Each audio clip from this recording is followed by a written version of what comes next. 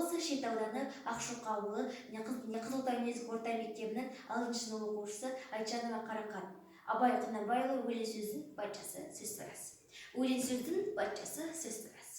Қиыннан қиыстырар ерді нас. Тілге женіп жүрекке жылы тиіп, теп-тек шұмыр келсін айнымас. Бөтен сөзбен болғанса сөз рас. Бұл ақынның білімсіз бейшарасы.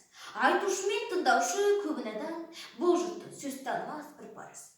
Әуелі хаят хадис сөздің басы, қосарлап бәйті мысал келді арасы. Қисыны қызықты болмаса сөз, неге айтсын пайғамбар мен оның ағасы. Мешіттің құтбоқан ғұламасы, мұнажат әулиелердің зарналасы. Бір сөзін бір сөзіне қиыстырар, әрбірінің келгенше өш шамасы. Өлеңге әркімнің ақ бар таласы, сонда да солардың бар таңдамасы. Іш алдын сырты күміс сөз жақсының, келістірер қазақтың қай боласы.